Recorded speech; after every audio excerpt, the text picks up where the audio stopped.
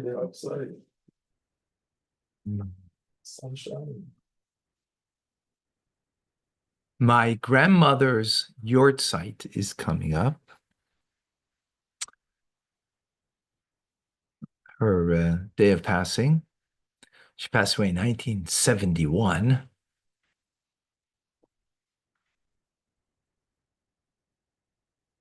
Um, yes. Some of the memories that I have that, she wasn't well for a bit of time before passing. She had a room by my aunt, and television is a great babysitter for children and for adults to keep them occupied. And I always marveled. She always liked to watch wrestling matches. She wasn't a wrestler. Okay, all right. It wasn't clear why. Never asked as I was a kid. Um, but maybe now I have a little more understanding.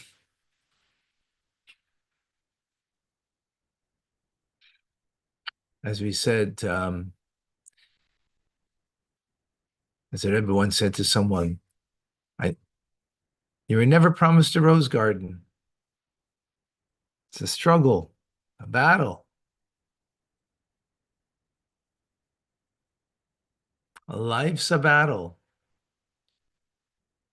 As a matter of fact, the Talmud says, discussing whether a person should have been born or not.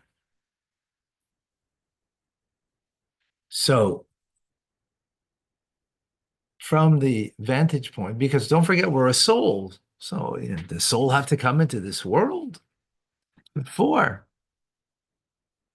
to struggle. There's pain. It's not easy. So, the term the Talmud uses nivra. It would be um, easier, um, less, how to translate the word properly, sort of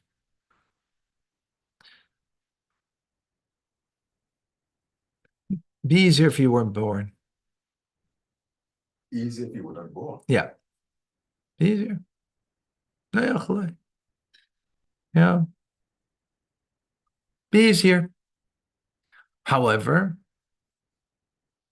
being born and being in this world, so of course God's saying that I need you, but what's he need you for?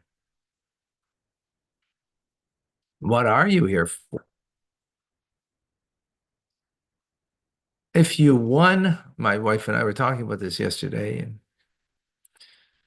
and she was speaking to someone else um, that won the lottery of $500 million. What would you do tomorrow different than today?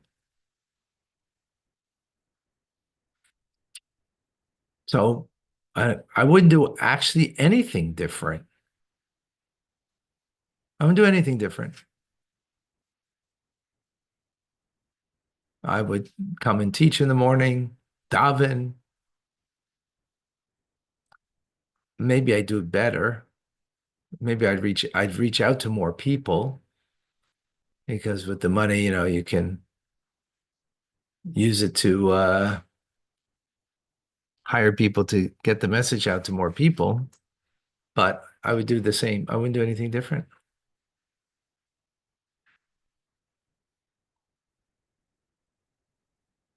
In other words,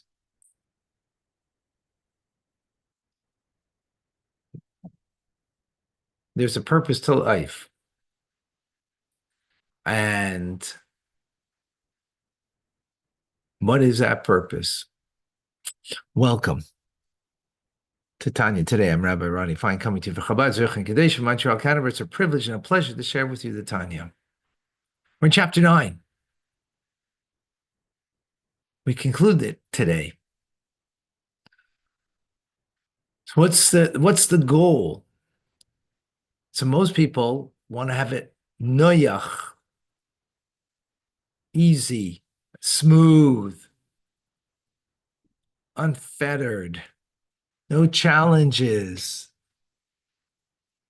So if you won the lottery, you would lead a life with no struggle. Buy some wonderful things that you had your eye on that you always wanted, perhaps go on vacation, or you'll have a full-time house help, full-time um, full-time um, butler, a full-time cook, right? All of the wonderful things of life, but it would be missing the point.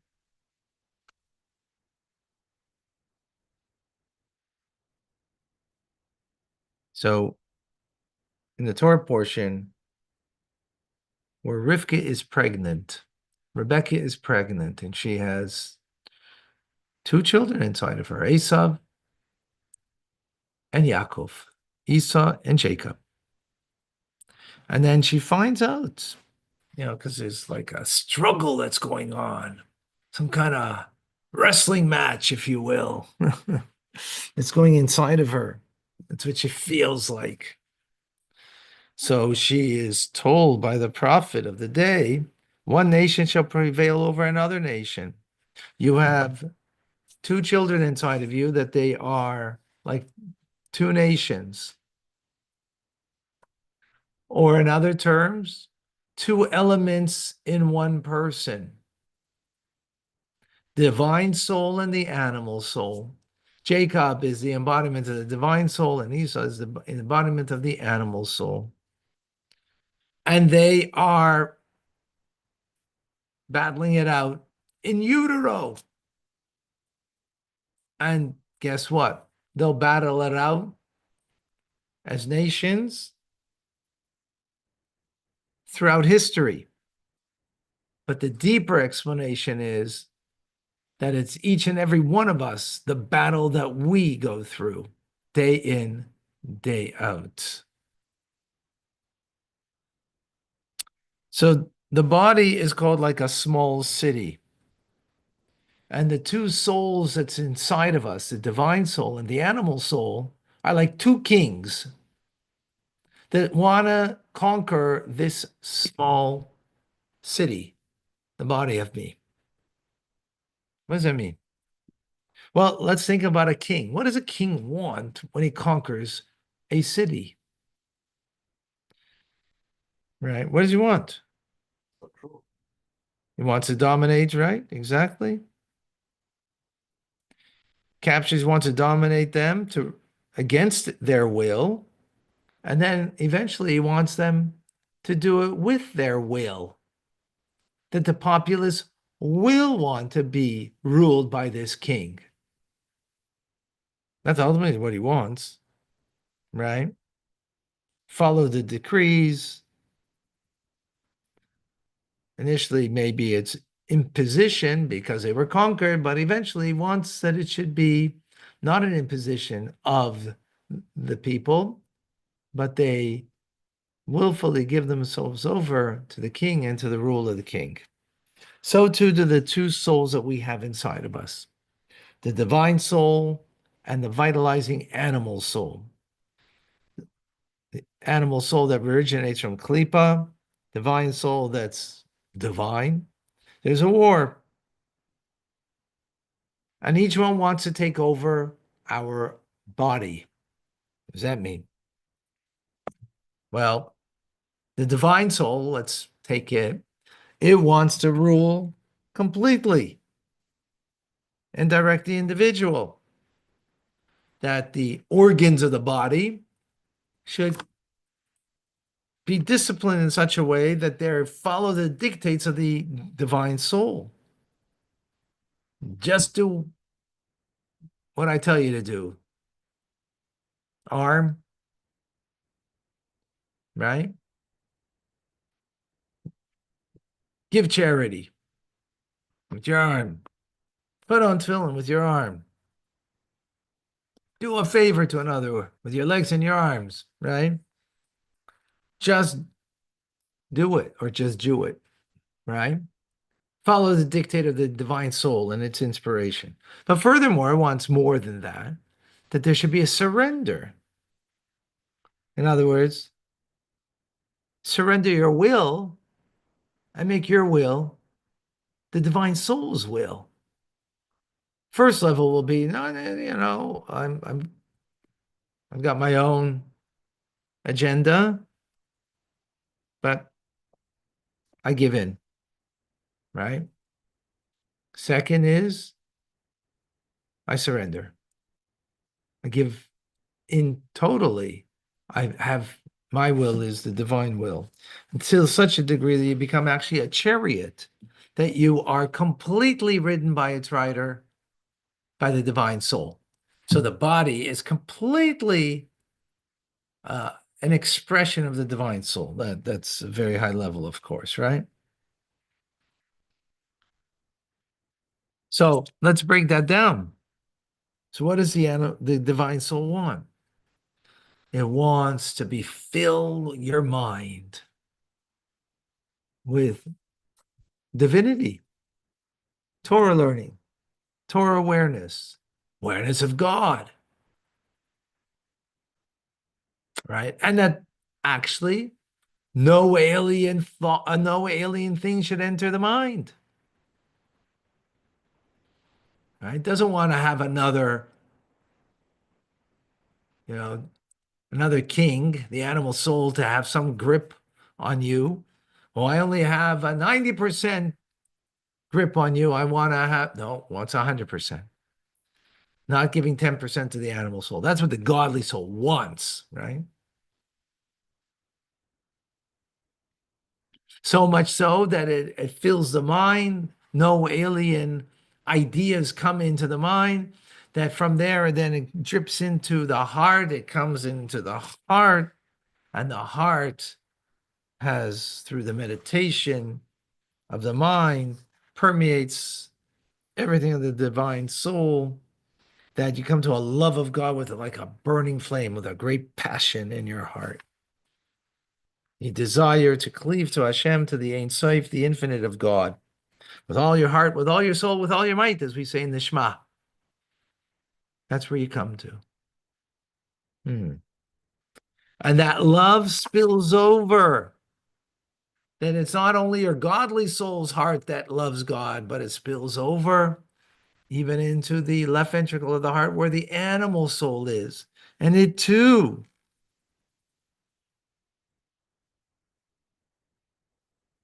desires the love of God rather than the love of things outside of God, right? That come from Klippa. That's what it wants. In other words, you transform the desires of the animal soul, its lusts, its addictions, and you've transformed it from mundane pleasures to the love of God.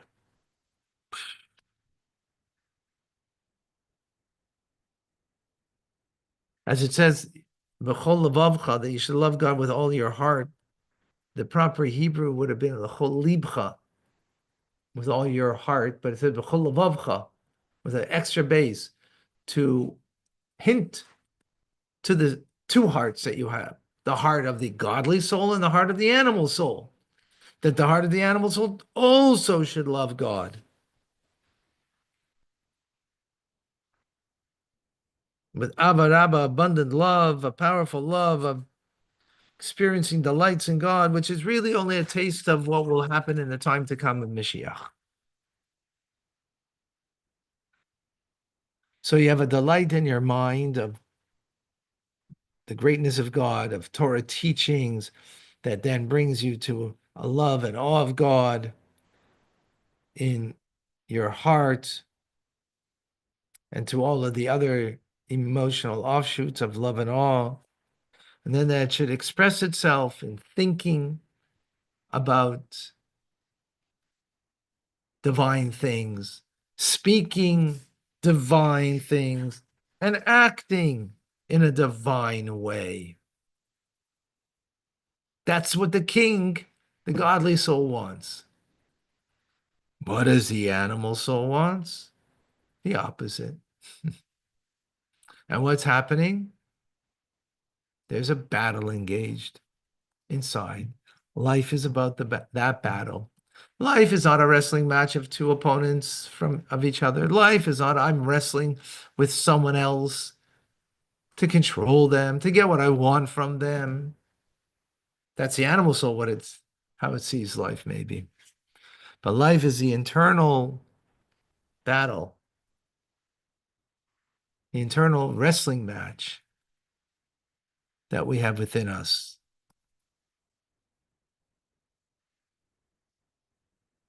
And as the Zohar gives a beautiful metaphor for this,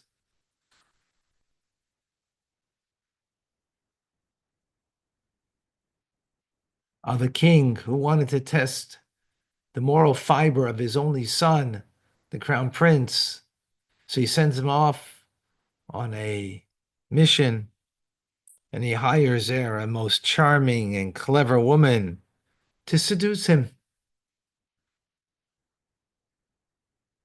And what's the point of the seduction?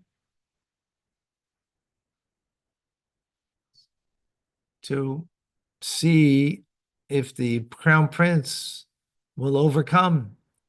Is he made of the moral fiber that he will not be seduced? So that's the metaphor of the animal soul that's within us. It's sent by God to battle with us. Not that we should, not for brownie points, even though, yes, we do get, um, you know, a reward, but the reward is the connection. That's the real reward.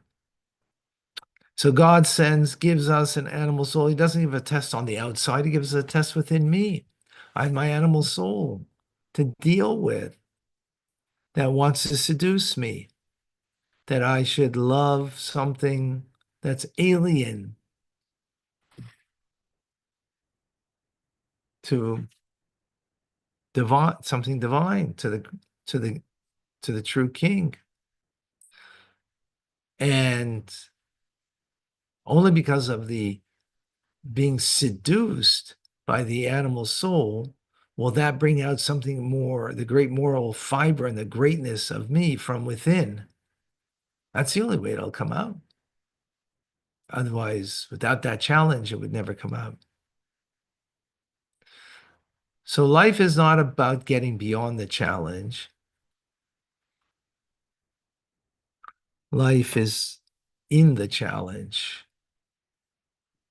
And the challenge is not something that is outside of me. It's within me. Every moment there's a challenge of something that the animal soul wants to gain, control over me, dominance over me. Every moment there's something, which is an indication that the more we are engaged in the battle, the more we are experiencing freedom, the more we're experiencing authentic living. The less we battle, as will be in tomorrow's class, actually, right, can either mean, which in most instances, what it'll mean is that you're not living real life because life is in the battle. Again, a battle doesn't mean that you're battling to make a livelihood. You're battling with some other individual who is, not such a good person. That's over. The battle is only from within we're talking about. With the two aspects within me, the two worlds I have within me, a godly soul, a divine soul, and an animal soul.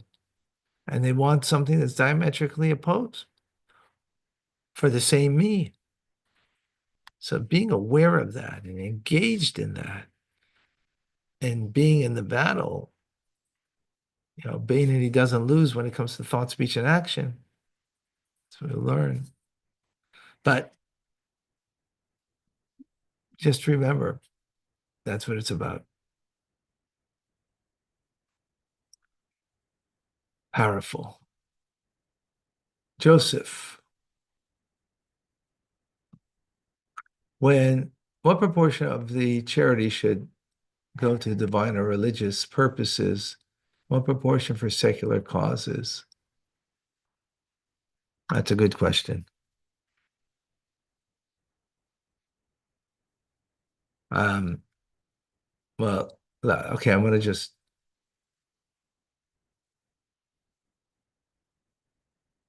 Vito, what is it? David Melech not meant to be born alive. Okay. These are things that are not connected right now, so I'm not going to deal with it right now. Will we have another animal soul when Mashiach comes, or will we be completely transformed? It'll be transformed.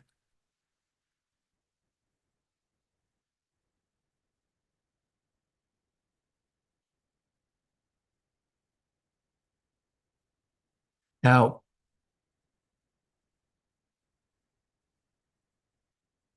just because if you're feeling confused inside, that doesn't mean you're having in a battle. Battle means you're being drawn by your animal soul in a negative place, self-directed, self-serving purpose, and your godly soul is telling you differently. If it's about a calculation that you're making, it could be both from the animal soul, right? I'm calculating what's better for me. Should I just this person's like being a pain. So I'm just going to pay attention to him instead of responding to him. That's not necessarily the godly soul. That could be very much your self-directed animal soul. Just figures, it's less of a bother and a pain to respond to this person.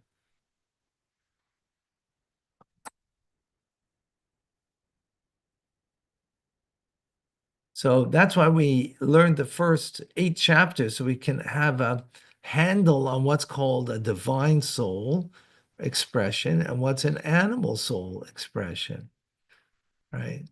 So just because you might be confused or you might be dealing with something you don't know exactly this way or that way, that could all be an animal soul expression and got nothing to do with your godly soul. Godly soul is motivated by wanting to connect to God to do what God needs from me.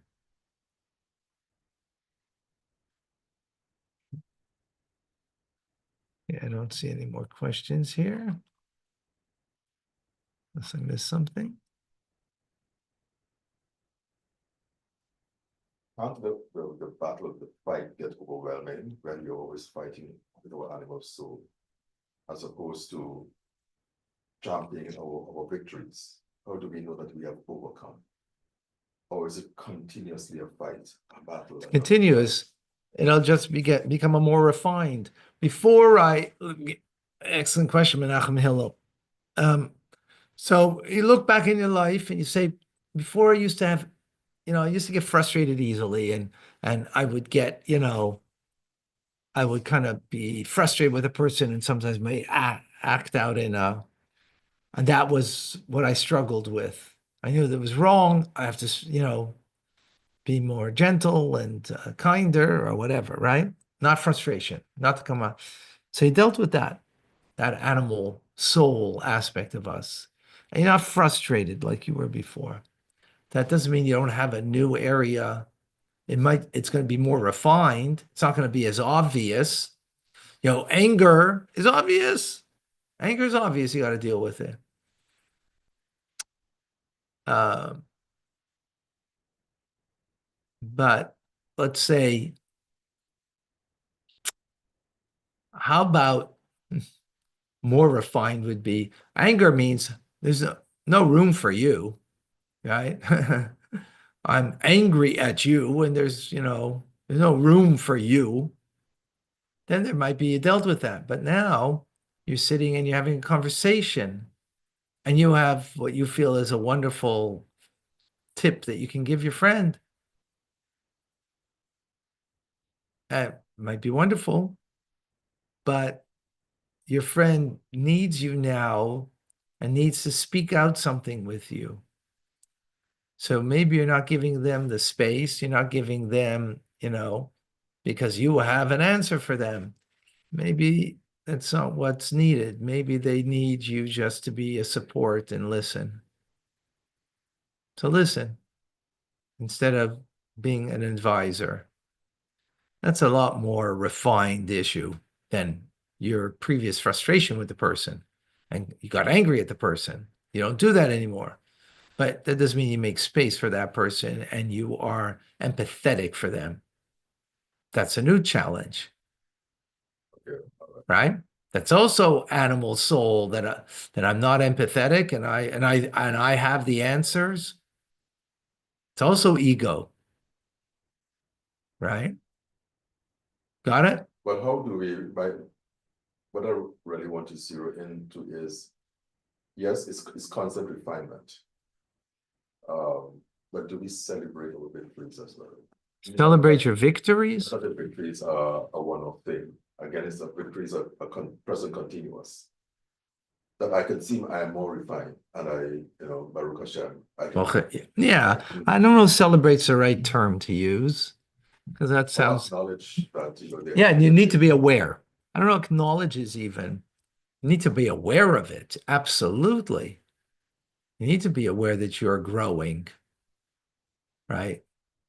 That's supposed to just focus it on another battle. Yeah, no, you need to be aware. You need to be think back, folks. Whoever's been learning Tanya, we've been learning Tanya for some of you for a long time.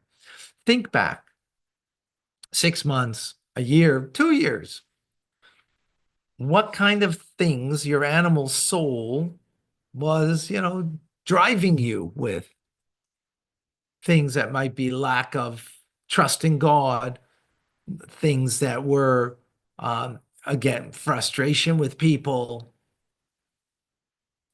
And are you different today about any of these things in your life? I'm sure you are, because if you're not, then that's not good, first of all. If you're the same person you were a year ago, that means we're not learning Tanya properly. We're not applying it properly. That means we're not understanding that, yes, it's in the battle. Life is in the battle. The success is in the battle. The purpose is in the battle. The king sends to you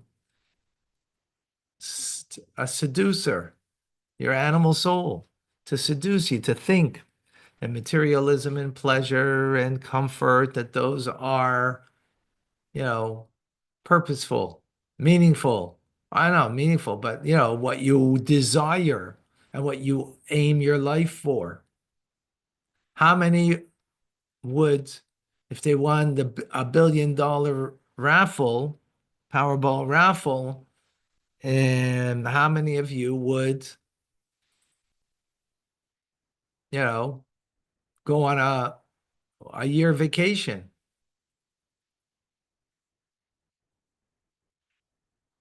That means not to say you shouldn't go on vacation, but life's not about the vacation.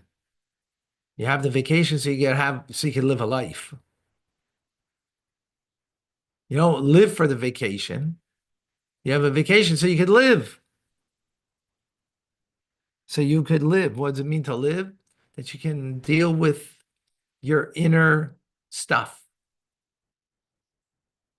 your animal soul, and to become a better person and to make a greater impact. That's what it's about. Does that make sense? Yeah. How do we deal with our guilt or when we let our animal soul win? Don't be guilty. Just know, just own it and try to become better.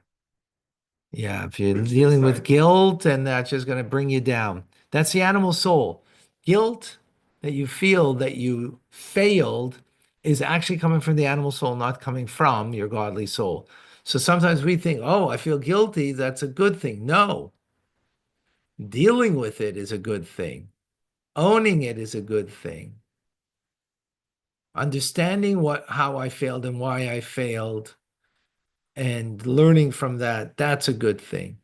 Guilt is just to make you feel bad so that way you're gonna have to find ways to feel good about yourself that are just gonna bring you down further. That's a battle in itself. To overcome that guilt Uh-huh. is obviously a battle. And see on Messenger.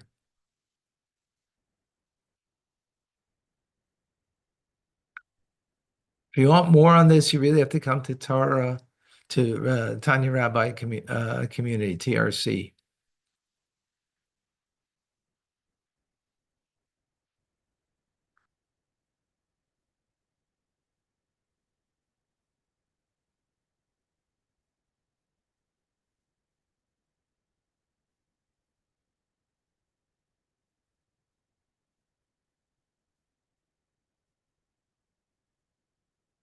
How do we convince someone? Sorry, I'm opening their mind to the fact.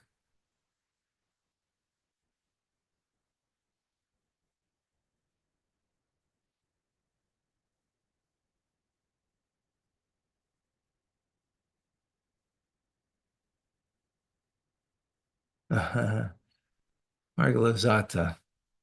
How do you speak to somebody that they should understand that there's something more to life and that life isn't over after our bodies expire? Hmm. Today's Chumash. Jacob, our forefather, didn't die. He lives on. Yeah. How do you explain that to someone? Okay, that's a good question. That's a good TRC question. You'll come to TRC, Margaret Zata. There won't be this Sunday night. TRC. It'll be Thursday during the week, probably. Later also. Okay, folks, you're all amazing. That's the truth. Now, don't, if you're not always struggling and we're just living on autopilot, that's what's going to happen with us. We're going to do things just because out of a natural instinct of who and what our animal soul is, and it's going to dictate. It's okay. I mean, it's okay. That's the reality. And to feel guilty, no. To recognize who I am and I'm dealing with it and I'm growing. That's the most important thing. Are you doing more of God's mitzvahs? Are you kinder? Are you more empathetic? Are you less frustrated? Are you a better listener? All those things. You compare what you are today, see where you are today to a year ago. And not to take pride in it, but to be self-aware about it so we can grow further from there. I'm Rabbi Ronnie Fine, coming to you Chabad Zurich and Kadesh in Montreal, Canada, where it's a privilege and pleasure to share with you the Tanya. Rambam coming up. Thank you for joining.